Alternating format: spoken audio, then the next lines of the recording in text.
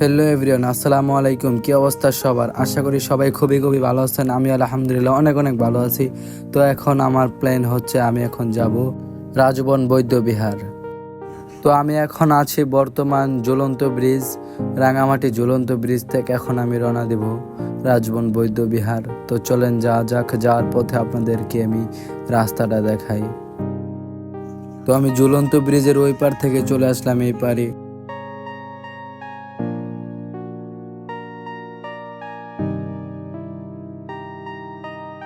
তো বিদায় নিচ্ছে রাঙামাটি কাপ্তাই লেক থেকে। তবে থ্যাংক ইউ কাপ্তাই লেক, অসংখ্য অসংখ্য ধন্যবাদ আমার মনকে আনন্দ করে দেওয়ার জন্য। তো ফাইনালি এখন আমরা সিএনজি একটা ভাড়া করে নিয়েছি। তো ঝুলন্ত ব্রিজ থেকে সিএনজি ভাড়া নিয়েছে আমাদের মাত্র 250 টাকা। আমাদেরকে নামিয়ে দেবে রাজবন বৌদ্ধ বিহারে। তো চলেন, যাওয়ার পথে আপনাদেরকে পুরোপুরি পাহাড়িদের রাস্তাটা একটু ঘুরে ঘুরে দেখি, আপনারাও দেখেন। ভিডিওটা নেওয়া হয়েছে আপনাদের জন্যই। দেখেন কি রাস্তা, পাহাড়ের উপর কেমন রাস্তা। তবে যাই হোক, খুবই সুন্দর। ওই যে দেখা যাচ্ছে বাজার, ছোটখাটো একটি বাজার হয়তোবা। হাম্বা গরু।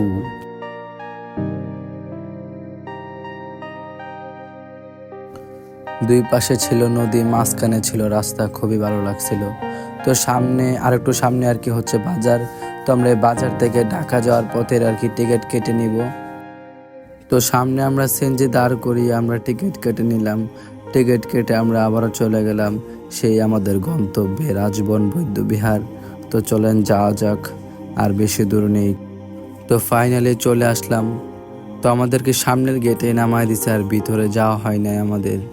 সিএনজি আর কি মানা, তাই আর কি আমরা ভিতরে ঢুকতে পারি নাই। তো আমাদের হেঁটে হেঁটে আসতে হয়েছে। তো যাওয়ার পথে আমরা দেখতে পেলাম বৌদ্ধদের আর কি অনেক দোকানপাট, এমনি আরো অনেক কিছু আর কি আছে, প্রায় দোকানপাট আর কি।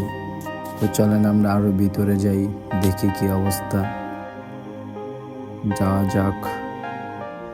ওই যে দেখা যাচ্ছে এটা হচ্ছে আর কি বড় গেট। তো বড় গেটের ভিতরে আরেকটা ছোট গেট আছে, চলেন যাওয়া যাক, আরো ভিতরে যাই আমরা।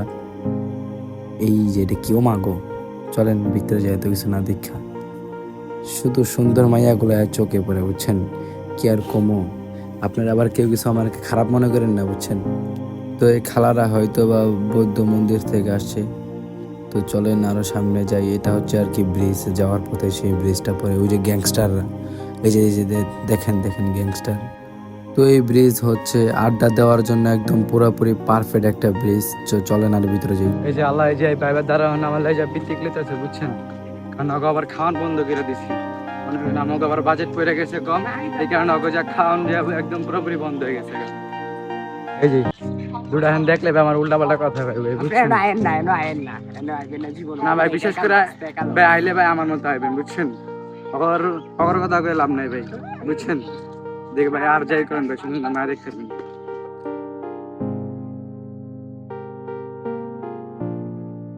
তো ফাইনালি গ্যাস আমরা চলে আসলাম রাজবন বৌদ্ধ বিহার। তো চলেন আমরা ভিতরে প্রবেশ করি, দেখি কি অবস্থা ভিতরে।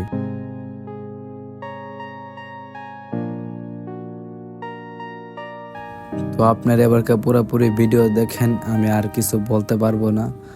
আমি একদম পুরো চুপ হয়ে গেছি এই জায়গায় যাই, পুরা ব্যাগ খেলে গেছি, বুঝছেন। বন্ধু বান্ধব দুটা পুরো আমার প্রতি চেয়ে গেছিল কিসের জন্য ওদেরকে এইসব জায়গায় নিয়ে আসছি। তো আমাদেরকে মাফ করে দিয়েন সবাই যদি আমাদের আশা ভুল হয়। তবে আর কি আমরা আসছি একটু ঘুরে দেখার জন্য। জানি না কার কাছে কেমন মনে হয়, তবে আমার কাছে মনে হয় আর কি তেমন একটা কিছু মনে হয় নাই। যাই হয়েছে, সরি, ভুল হয়েছে। আমরা ঘুরে আসছি, এটা আর কি আমরা ঘোরার জন্য গেছি।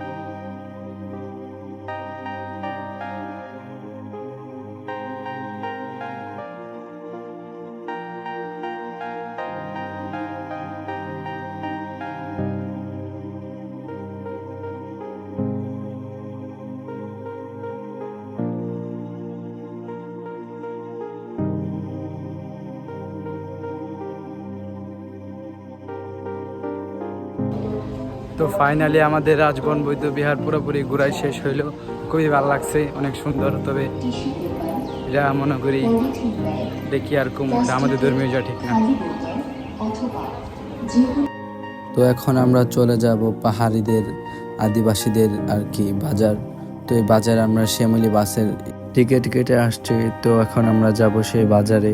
এদিকে ঢোকা যদি আমার কোনো ভুল হয়ে থাকে, আল্লাহ আমাকে মাফ করে দেন। বান্দর ভাই মাগো।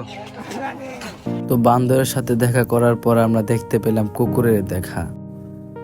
তো এরা হচ্ছে কুকুরের বান্ধবী। তারা হয়তো বা এই কুকুর সবসময় সাথে নিয়ে ঘোরাফেরা করে। তো ফাইনালি আমরা একটা সিএনজি নিয়ে চলে আসলাম বাজারে। তো এখন আমি একটু মার্কেটে যাব। তো মার্কেটে এসে আমি আমার মা আর বোনের জন্য 2টা গলার হার নিয়েছি। বড়টা হচ্ছে আমার মায়ের আর এই ছোটটা হচ্ছে আমার বোনের। তো ফাইনালি আমাদের বাস চলে আসছে। তো এখন আমরা বাসে উঠে বসবো, চলেন। তো উঠে বসার পরপরই আর কি আমার পাশের সিটে দেখতে পেলাম এক সুন্দরী রমণী আমার পাশে বসেছে। তা আমার মনে হয়েছে চাকমা। তারপর যে কথা বলে দেখলাম সে হচ্ছে ঢাকায় থাকে, এদিকে রাঙামাটি আসছে ঘুরতে। একা একা বিলে আসছে, এটা কি সম্ভব?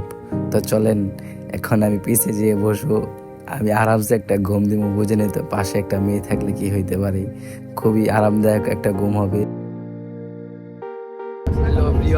এই যে মাত্র আমাদের জনপ্রিয় যায় সেলিব্রিটির মাত্র একটু আগে উনি রাগ করে চলে গিয়েছিল, আবার চলে আসছে। এই যে আরেকজনের সংসার ভেঙে দিচ্ছে। তবে অনেক কষ্ট হয়েছে, এই কষ্ট যেন মাফ করবেন। উনি আমাকে বলে মামুন। তো বন্ধুদের সাথে শয়তানি করে এখন আমি ঘুম দিয়ে দেবো একটা আরামদায়ক।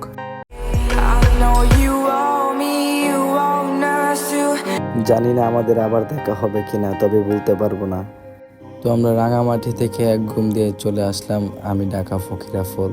তো তার গন্তব্য হচ্ছে ঢাকা মিরপুর 10। তো আজকে আমাদের ভিডিও এটা এই পর্যন্ত। নেক্সট ভিডিওতে আবার দেখা হবে ইনশাআল্লাহ। সমাপ্ত। তো সবাই ভালো থাকেন, সুস্থ থাকেন, আল্লাহ হাফিজ। আর আমার এই ভিডিও যদি ভুল হয়ে থাকে তাহলে মাফ করে দিন।